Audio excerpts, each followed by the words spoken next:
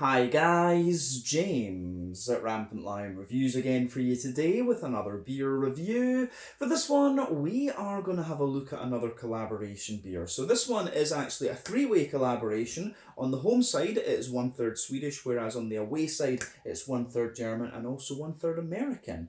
Now, out of these three breweries, it's only the Swedish and the German brewery that have featured on the channel before. The American brewery is one that I really should have reviewed something from before. They're actually very famous and very well respected, but I think I just haven't come across any of their beers over here in Europe actually, which is a terrible shame.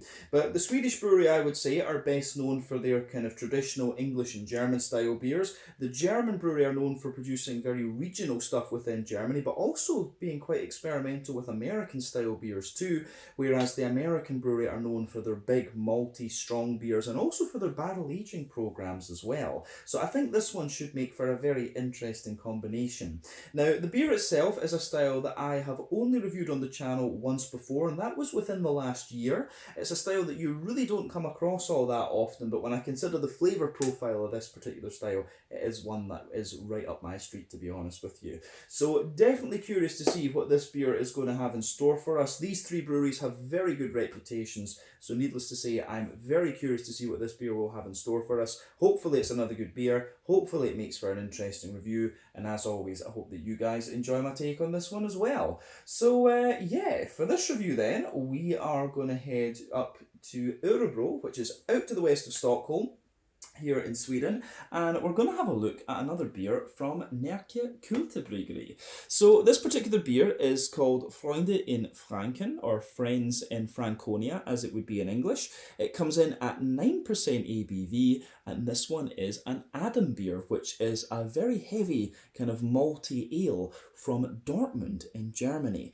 But this beer is brewed in collaboration with Gänstaller Braumanufaktur, or Gänstaller Braumanufaktur as they are now known, who are from Bamberg in Franconia in the north of Bavaria in Germany, and also here of the Dog Brewing Company, who are from Portland in Oregon over in the western US. So yeah, this should be really quite interesting. I have actually had this bottle for a good little while, but it's just one that I kind of never got around to looking at, and I actually thought it was a barley wine, which was why I sat on it for so long, but it turns out no, it is an Adambier, which you could argue is one of Germany's answers to the barley wine style, in fact. But yeah, a big malty ale from Dortmund in Germany. This should be very nice. Let's crack on then and see what this beer has in store for us. So, as always with my reviews then, I'll tell you a little bit about the breweries involved here before we taste the beer. The history section will be a bit longer in this one because we've got three breweries to cover, but you can find all the usual links in the video description below. That's the brewery websites and a link to my other reviews that I've done from Närke Kulturbryggeri and Gänstaller Braumanufaktur before, and we will no doubt add more to that list in the near future. And we'll also put the link down there to my future reviews that hopefully I can do from here of the Dog Brewing, but their beers will be harder to come across, which you'll find out, and you'll find out why in the history section of the video, of course. But there's all the usual social media down there. If you want to see more reviews, do please consider subscribing to the channel. The support that you give is massively appreciated, and remember, you can go into the channel homepage and search for beer based on country, city, state, county, province, prefecture, whatever it is that takes your fancy. Just go up to the search bar, put those in, and if I've reviewed beers from your local area, they should pop up. Failing that, you can check out the playlist of beers from different countries. There are many different countries there, and you'll find this beer in the Swedish, German and American playlists, since it is triple nationality. So yeah, let's crack on then, and we'll start off with the brewery histories. We'll go to Närke Kulturbryggeri first, since they are the home brewery in this instance. So, Närke Kulturbryggeri, as I've mentioned to you already, are based in Örebro, which is out to the west of Stockholm, here in Sweden, and the company was founded back in 2003, and so Närke Kulturbryggeri are regarded as one of the kind of old boys of Swedish craft brewing. But the company was founded originally by Håge Viktorsson and Berit Karlsson. So Håge Viktorsson had a career as a photographer and an artist before he became a brewer, and Berit is actually the CEO of the company and also the chair of the Swedish Independent Brewers Association. So in Swedish, this is the Sveriges Oberoende Mikrobryggerier. But for a long time, the brewery were only producing keg beer, but in more recent years, they started to produce beers in bottles, and this actually helped them grow the company quite substantially. And this came about after they bought the former brew kit and bottling machine of Nynäshamn Bryggeri, who are from Nynäshamn, a little bit to the south of Stockholm, Sweden's very first craft brewery, actually. But the brewery currently produce around 100,000 litres of beer per year, and they're particularly famous for the Kagen Stormax Porter, which was rated as the world's best beer for a very long time on Rate Beer, and these days they're doing many different barrel-aged versions of it. But this beer was first produced in 2004 as Stormax Porter, but then a year later it was aged in bourbon barrels and became known as Kagen Stormax Porter. And like I said, there are various versions of this going up to today. But over the years, this brewery have made themselves very well known for their different kinds of English and German traditional styles of beer. They're a very good lager producer, in my opinion. They do some very, very nice Pilsners and Märzens and all these kind of things. And yeah, the Örebro Bitter is probably one of the cult classic Swedish craft beers, an English style bitter, which in my opinion is actually better than the ones you'll find in England. But over the last few years, they've been doing very well. Sadly though, in September of 2020, Håge died of cancer, but the brewery has been carrying on. The brewers Emil Arvidsson and Jürgen Hjerling are now co-owners of the company, and they are running the production side of the business, whereas Berit is taking care of all the bureaucracy and the other stuff that goes on in there as well. But as of January 2023, when we're filming this review for you, these guys have produced around 145 different kinds of beer according to Untappd, and like I said to you, they're always pumping out new things. So definitely worth keeping an eye on what Närke Kulturbryggeri are producing, and try some of their traditional beers, because they are very, very nice, I have to say. But yeah, that's all we really need to say about Närke Kulturbryggeri. If you want to learn more, check out the brewery website, follow them on Facebook and Instagram to keep up to date with the latest goings on, and you can of course check out the Untappd page to learn more about all the different beers that they've done. So let's go south then to Germany for the next one. So Gänstaller Braumanufaktur, or Gänstaller Braumanufaktur as they are now known. So as I mentioned to you earlier, this brewery is located in Bamberg in Franken, in the northern part of Bavaria in Germany, and this brewery was founded by Andreas Gänstaller, who had been brewing as a hobby since the age of 15, but he also worked as a managing director at Marsbräu in Bamberg until 2007, at which point he became self-employed. So when he left Mars in 2007, he leased the Beck Brewery in Trabelsdorf and opened the Säugelstube with his wife Manuela, which proved to be very popular with both locals and visitors in the area, and they stayed there for about 4 years. In 2011 though, they relocated to Schneid in Forchheim and took over the former Friedel Brewery, where they were brewing the Gänstaller beers, and the Säugelstube was actually moved to Straßgeich in Bamberg in the former Drei Kronen, 3 Crowns Brewery. However, they would only keep the new Säugelstube open until 2013. But the owner of the brewery facility in Schneid had recently renovated the old beer cellar and installed a brewery, which meant that they could start brewing their beers very quickly. They only had to purchase a few fermentation tanks and then they were up and running once again. But they continued to brew there for a number of years, and actually their daughter Manuela came into the company as well, and she's basically apprenticed under her father and became part of the brewing team officially in 2016. So the brewery had an arrangement actually with Brouwerij de Molen from the Netherlands, who took over the sales of the brewery, and they did really well actually spreading the word about Gänstaller for a number of years. However, Menno Olivier fell ill with cancer, I think it was, in 2018, and the brewery changed ownership in February of 2019, which meant that the relationship with Gänstaller actually was stopped, and this had really bad effects for Gänstaller. They actually went into insolvency because they had to fulfill their raw materials contracts, but they lost all of the customer infrastructure that they had. So this was a really big problem for Gänstaller, and they ceased to exist for about a year. But thankfully, the company was resurrected about 1 year later under the name Gänstaller Braumanufaktur, and the new investors that came in were from Bamberg, which is good, and they continued to brew in Schneid, but also leased the Weber Brewery in Robersdorf in Bamberg, which had closed following the death of Friedrich Weber back in 2017. But like I said to you earlier, these guys brew a variety of both regional beers and more international things, and they've gained a lot of respect actually in what is a very traditional beer region, which is something you do really have to admire. Franconia, of course, has the highest density of breweries per head of population anywhere in the world, if memory serves me correctly. But as of January 2023, when we're filming this review for you, these guys have produced around 85 different kinds of beer.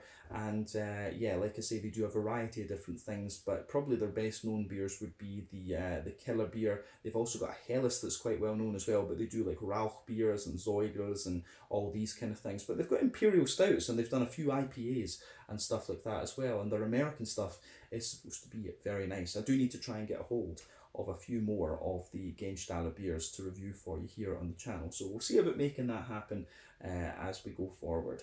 But that is all I can really tell you about Gänstaller Brauerei, Gänstaller Biermanufaktur, or Gänstaller Braumanufaktur. I will need to check exactly how they're what they're releasing their beers under these days, but you can see on this one it says Gänstaller Brauerei. So this is this does have the old sort of mark on it, if you like, should we say. But yeah, if you want to learn more about Gänstaller, as always, you can check out the brewery website. You can follow them on Facebook and Instagram to keep up to date with all the latest goings on, and you can check out the Untappd page to learn more about all the different beers that they've done. But yeah, let's go west for this one now, and we'll talk about Hair of the Dog Brewing quickly. So, as I've mentioned to you before, Hair of the Dog Brewing are based in Portland in Oregon, which is a very good beer city, and this company was founded back in 1993 by Alan Spritz. So he was originally from Southern California and previously worked in the music and aerospace industries, but then he moved to Portland to attend culinary school in the late 1980s, but he ended up falling in love with the town and staying. But apparently he visited the first Oregon Brewers Beer Festival in 1988, and then he got the idea that he should try brewing his own beer, because he felt that, you know, what went into cooking food was also something that really went well into brewing beer. But he said that he didn't like the feeling of being full with like really light beers, and when he drank himself he gravitated more towards stronger beers, and so it was these that he really wanted to learn how to brew. So he joined up with Oregon Brew Crew, who are the oldest home brewing club in the US apparently, and then he qualified as a professional brewer in 1991.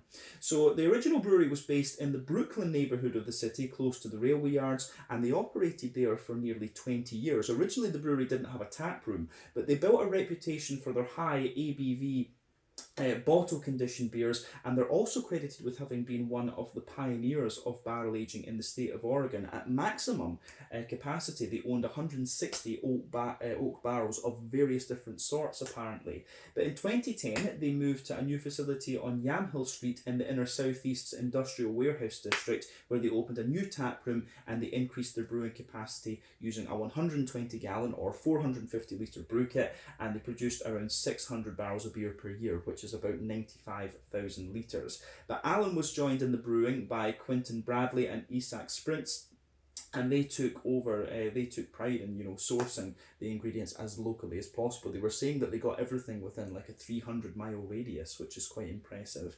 But over the years, of course, the brewery got a very good reputation for themselves. But in early 2022, Al announced that he would be closing the brewery production facility and tap room because he wanted to retire.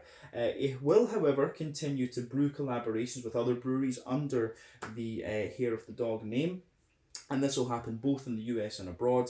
But yeah, Hair of the Dog Brewery is unfortunately no more. So I couldn't figure, and it didn't tell me on Untappd how many beers these guys actually produced over their 30-year life. But the mascot that you'll see on the labels is called Roswell Barker, and they've had that an association with that graphic design firm over the whole course of their history, which is quite interesting.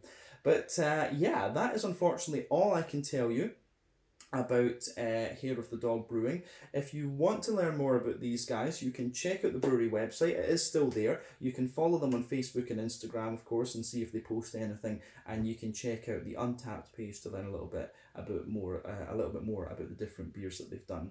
So yeah, as I say, that concludes the three breweries' histories for this video. So that's 14 minutes of stuff already. So let's get on and actually have a look at this beer itself and see what it has in store for us. So you can see this beer, the label on this one is typical Närke. So you can see Närke Kulturbryggeri there. Närke, of course, is like a historical region of Sweden out to the west of Stockholm. You can see Hair of the Dog Brewing Company there with, what was it called again? Roswell Barker.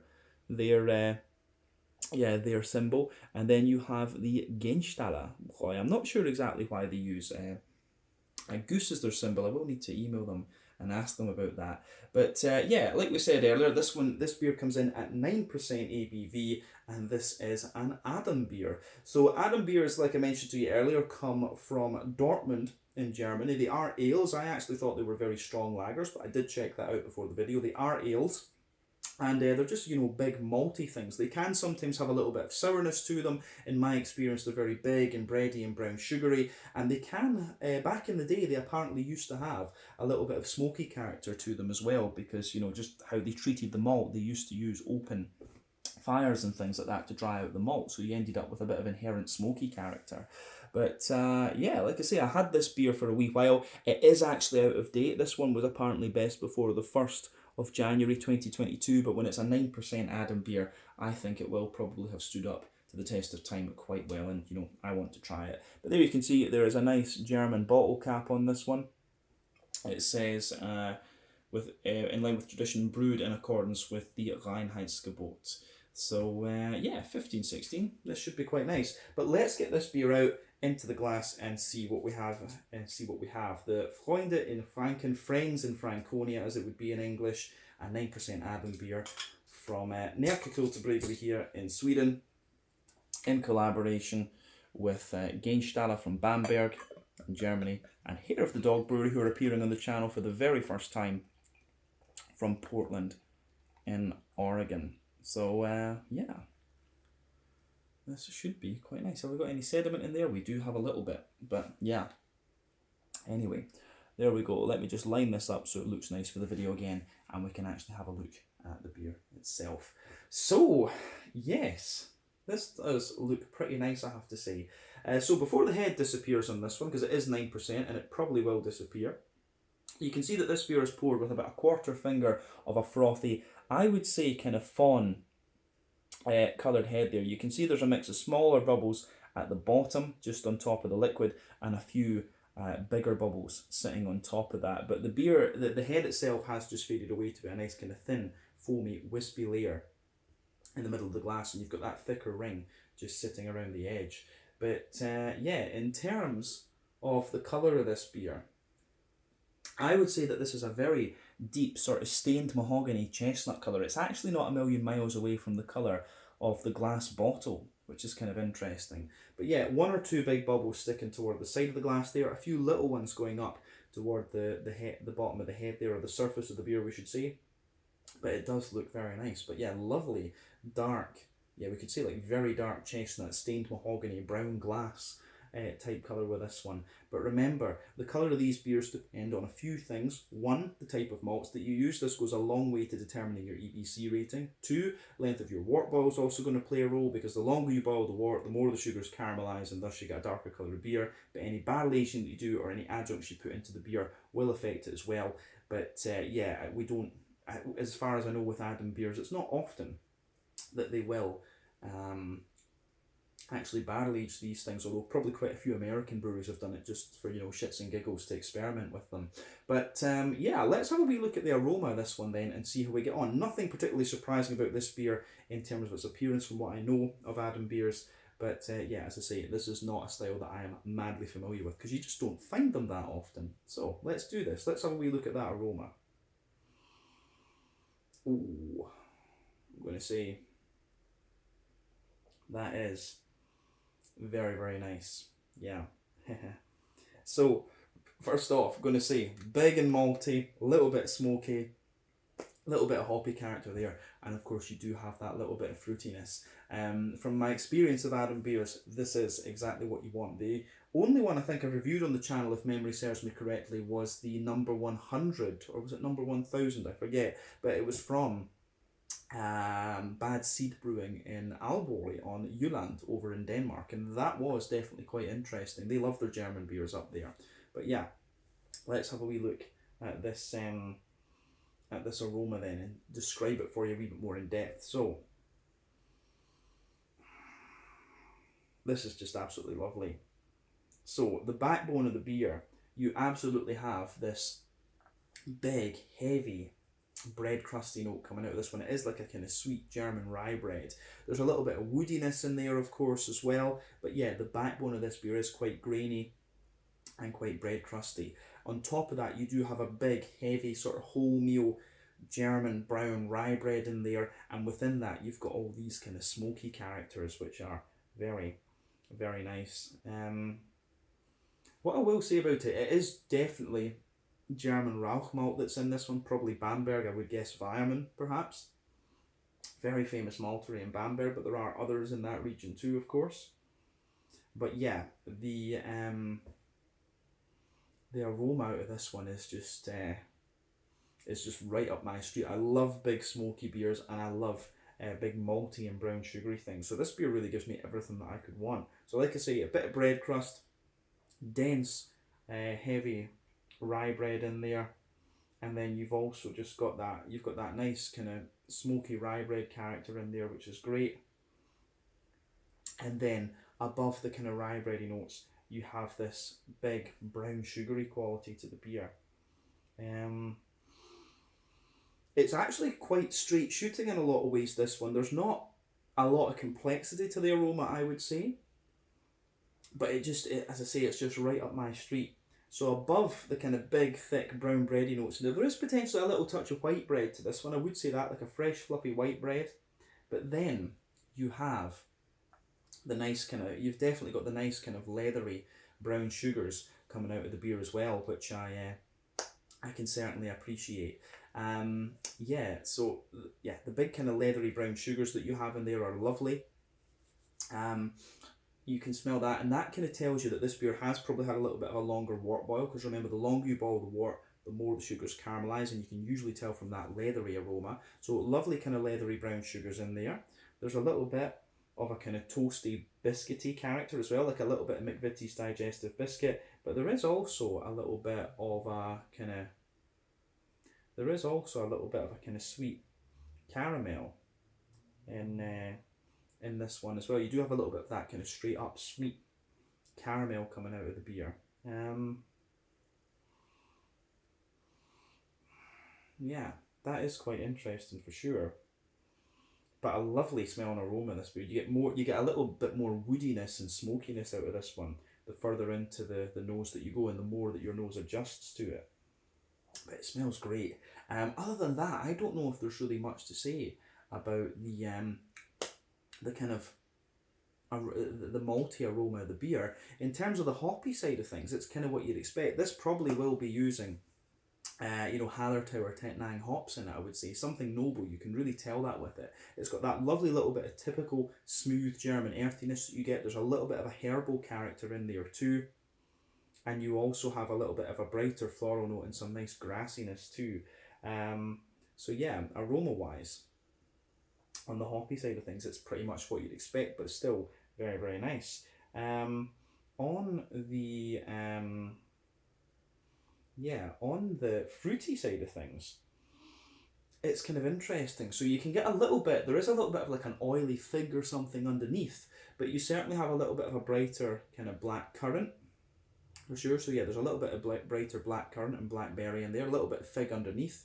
It is, maybe a hop that they might have used in this one would be Northern Brewer, which is quite popular in Doppelbox and things like that. The fruity characters that I'm getting out of this beer are actually very familiar in that sense, so it really wouldn't surprise me if it was Northern Brewer that's in this one. But like I say, a little bit of soft, you've got a little bit of a kind of figgy character to it, a little bit of black currant, and a wee bit of an oily kind of blackberry as well. So yeah, the way this beer goes together, I think, aroma-wise, is really very, very nice. I think we're going to get a bit more complexity out of it though in the flavour than we are in the aroma, but yeah, still, I think this one is going to be very, very nice. So as I always say, take a wee bit of time to enjoy the aroma of the beer before you get stuck into it. But I think we can try this one now and see what it's all about. So yeah, this one is the Freunde im Franken, a 9% Adambier from Närke Kulturbryggeri in Örebro here in Sweden, in collaboration with Gänstaller Braumanufaktur from Bamberg in Franken. in Germany, and also with Hair of the Dog Brewing, who were in Portland, Oregon, over in the western US. Let's get stuck into this one then and see how we go. Slàinte, skål, cheers.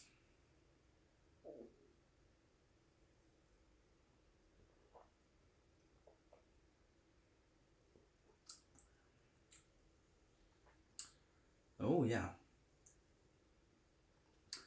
that is very, very nice. And it is, you know, it is very kind of similar to what I remember from the 100 that we had from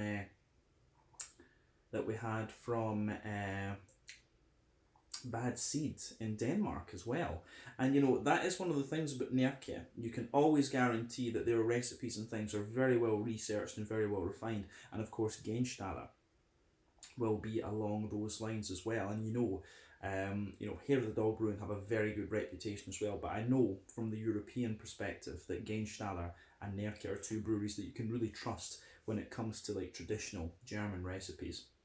But this is very nice. It's a big bready sort of thing. It's got a bit of dryness to it, got a little bit of fruity character and a wee bit of hoppiness too. Very, very nice beer, this one. And as I say, a style that you very rarely come across actually. So yeah, let's keep going with this one and see what we have. Break the flavour down and describe it for you a wee bit more in depth.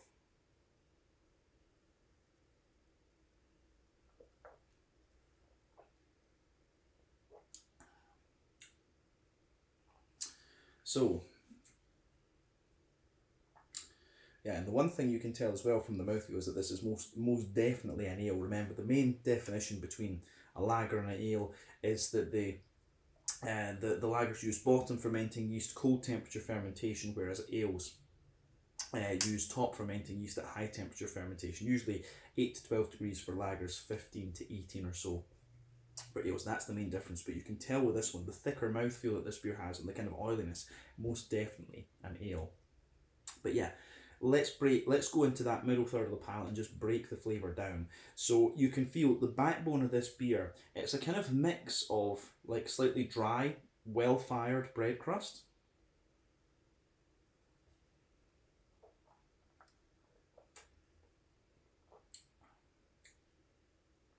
So yeah, a lovely kind of dry, well-fired bread crust in there. It reminds me of the well-fired morning rolls that my dad always used to want on a Sunday. Really reminds me of that. So you've got this in the backbone there. As you move further forward on that middle third of your palate, you start to get a little bit more of a kind of woody character coming out of this beer. So yeah, definitely a little bit of woodiness in there. And yeah, you get a little touch of nuttiness, I think, out of it the further you go into the aftertaste. But mainly, it is quite woody actually. And this beer really does develop a little bit of a roasty, toasty bread crust dryness the further into the aftertaste that you go. So yeah, definitely a nice little bit of woody backbone in there. A little bit of, roasty toasty bread crust in the base though, but a little bit of woodiness above that. There's a wee touch of nutty character in there. And then above that, you've got the kind of wholemeal. Yeah, you've got the sort of wholemeal and sort of rye bready character. So above, I think the first layer is definitely a more dense and slightly sweet rye bread that's coming out of the beer.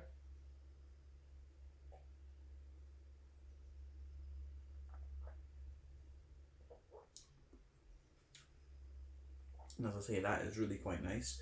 So you've got that lovely dense rye bready character coming out of it. Above that, and the rye bread actually does build a little bit of sweetness into the aftertaste. But that's another thing. I always miss going to the German bakeries on the weekends when I was living in Heidelberg. It was lovely. But yeah, above the kind of thicker, more dense and sweet rye bready layer, you've got a more, you've got a lighter, more kind of, how would we say, like a lighter wholemeal brown bready character coming out of the beer too, which is interesting. And I say you get a little bit of the smoky character that comes out of this beer. It's kind of interesting because I think it's sort of the smoky character feels as if it's kind of infused into the rye bread layer and also the wholemeal bread layer, but the smokiness has actually got a little bit of that kind of sweeter, meaty Milliard type reaction flavour to it as well, particularly toward the front of the palate, whereas when you go further back on that middle third of your tongue, it shows you a little bit more of a kind of dry character, which I've never really thought about when it comes to Rauch malts. And of course, one of the beers that really started my whole love of craft beer was the was the Schlenkerla. Absolutely love that beer.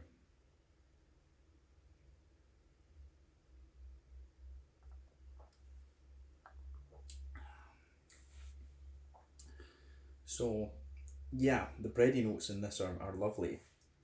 But above the wholemeal brown bready character, you do start to get a little bit of brown sugar coming out of this one. And the one thing I would say for me, one of the things that, in my experience so far, that has defined the Adambier is that it is mainly a big, smooth, bready thing. They're not overly sweet beers, these. They're actually a bit more kind of dry and bready, I would say. So yeah, above the kind of wholemeal brown bready layer, you can feel that down the middle line of your tongue, there is a bit of a kind of highly caramelized and very dry and leathery brown sugary note to the beer. Perhaps as you go out toward the extremities of your palate, on that in that middle third of your tongue, you can feel there's a little touch of like a McVitie's digestive biscuity sort of thing, but the brown sugary notes in this beer are really quite dry. In the dead centre of your palate, you've got a little circle there. You've got a little circle there, which is a kind of more, how would you say? It has a little bit of a more sweet caramelly note to it as well, like a bit of a straight up sweet caramel, and that will of course be covering the alcohol of the beer. But like I say, the focus on this should be on the density of the bread, the smoky character, and that slightly dry, leathery, brown sugary note that the beer has. It's a very woody, dense, bready, leathery, brown sugary type thing, this one. But as I say, the brown sugars take a back seat to the breadiness and the smokiness and the other stuff that's going on in there. But yeah, I certainly do like this. It really is right up my street. Yeah. So in terms of the middle third of the palate, I think we've said kind of everything we need to about that. Let's look at the back third of the palate then. So the border region between middle and back third of your palate, again, you get a little bit of that bready build up in there, and it's a mix of wholemeal brown bread, but also, yeah, it's a mix of wholemeal brown bread, but also a little bit of a more kind of straight up rye bread in there. But the base of that back third of your palate, has a little bit of a roasty, it does have a little bit more of a kind of roasty, toasty, bread crusty note to it, and it's even drier. As I always said, like as I've said before, for me, sweeter flavours come out further forward on the palate, the more dry and roasty, toasty flavours come out further back. So yeah, that is something you have to be aware of in these beers for me. But yeah, the roasty, toasty, well-fired bread crust is there, but it's even drier. Above that, you get the woodiness, which for me is a little bit drier as well. Then you have that dense rye bready character, and it is still quite dense on the back third of the palate, but it does feel a little bit lighter and more airy and stuff like that as well. Above all of that though, you get a more above all of that, you do get a little bit more of a kind of, how would we say, lighter wholemeal brown bready character, and that layer is definitely a lot taller and a lot more airy as well, but you can feel just a little bit of graininess and bread crust on top of that too. But yeah, the back third of the palate, the flavour is definitely taller. Then as you come into the middle third of your palate, it just kind of condenses down a little bit. But above the actual malty flavours in this one, on the back third of the palate, you do get a little touch of yeastiness out of this beer too, which is quite interesting.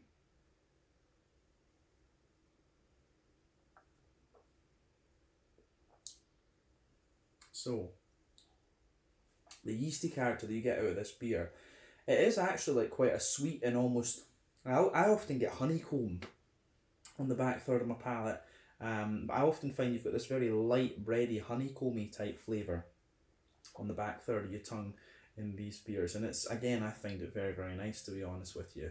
So yeah, above all of those layers on the back third of your palate, you've got this light honeycomb type quality to it, and yeah, I do think it goes together really nicely in that sense. So yeah, back third of the palate and middle third of the palate, I think we've covered in this beer. A little bit of a lighter, very light, slightly sweet wholemeal brown bread from the yeast, and a little bit of honeycomb in there too.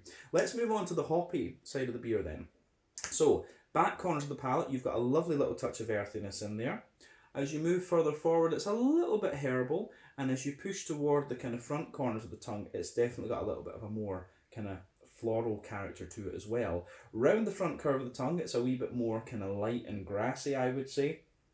And yeah, the hoppy character, of course, this beer is, we have to point out, this beer is out of date. I honestly can't remember when I got a hold of this bottle. I should have checked on the Untappd page as to when it was released, but this was like a fairly temporary release through Systembolag at least over a year ago. I'm assuming if it's got this that date marked on it.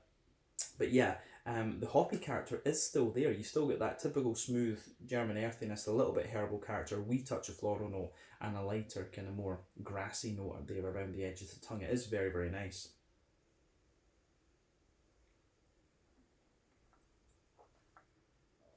So, I think that goes together very well, actually.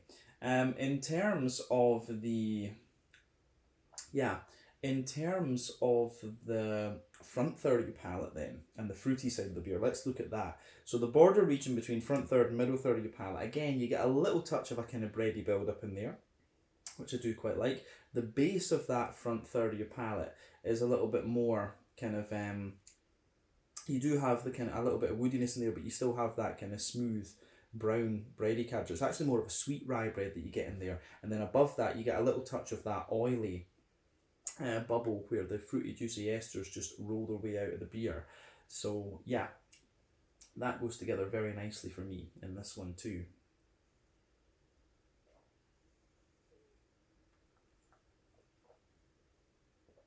I do think there's just something telling me that this beer has been done using Northern Brewer hops. I would love to know what they used in this one, but like I say, it is very nice. So the fruity side of the beer for me, like I say, the fruity character isn't too prominent in this one. The focus on the Adambier really is on the smoke and the big bready characteristics, but you still get a wee touch of fruit. So for me, at the back of that front third of your palate,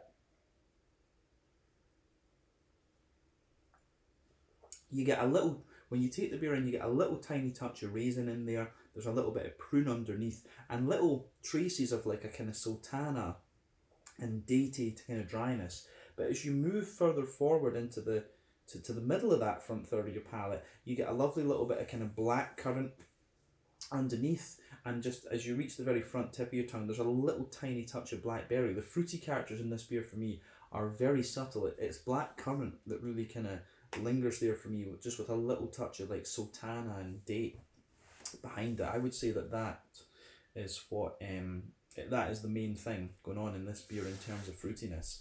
But yeah, I really do like how all of that pieces together in this one, so it gets a big thumbs up from me.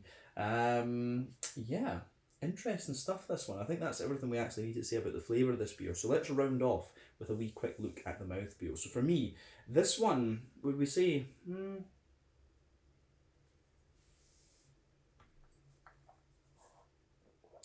mouthfeel wise, for me, this beer is like top end of mid-bodied, bottom end of full-bodied. It's very smooth, and it's got quite a wet mouthfeel, but it's slightly oily and kind of slick at the same time. In terms of the bitterness of this beer, it has got a wee touch of bitterness to it, but it's also got quite a bit of dryness, and it's a bit difficult to distinguish, IBU from just, dryness of the beer. So it has that nice kind of roasty toasty character to it, which is typical of the style in my experience. But yeah, the way that this goes together, I think, is really very nice. In terms of the how would we say, in terms of that, then it's probably got the equivalent of maybe like 30 or 40 IBUs in that sense. The dryness is maybe around that kind of level, but yeah, the malt base, it's got the dryness underneath, it's got the smoothness in the middle, and it kind of sweetens up a wee bit the further into the aftertaste that you go. But like I say, the sweetness is kind of dry in itself. There's a little touch of fruitiness in there, and yeah, it's just a very smooth and quite drinkable beer, this one. I do need to go to Dortmund and try and track down some of the Adambiers, actually. That is something that I really do want to do at some stage. But yeah, I think we can leave it at that for this review. This has been a really interesting one to try. 3 very good breweries involved in this one, and they've pulled off a really nice beer, this one, and it's very enjoyable to drink, and it's a style that you really don't come across all that often. So yeah, I think we should leave it there. So this one was the Freunde in Franken, Friends in Franconia, and 9% Adambier brewed at Närke Kulturbryggeri in Örebro here in Sweden. in collaboration with Gänstaller Braumanufaktur from Bamberg in Franconia in the northern part of Bavaria in Germany, and here for the Dog Brewery from Portland in Oregon. Lovely beer, this one. Quite an unusual thing to review here on the channel, but I've certainly enjoyed it, and I do hope we can review a few more Adambiers going forward. But again, thank you for watching my beer reviews. Until the next time, please like, subscribe, share, all the usual YouTube stuff. Let me know your own thoughts on this beer in the comments section below. Let me know what your favourite beers are from all three of these breweries. Do give me some Adambier recommendations. I would love to hear that. But until the next time, check out my social media, check out the brewery's social media, and I will see you guys again very shortly. Slàinte, skål, cheers, we see you later.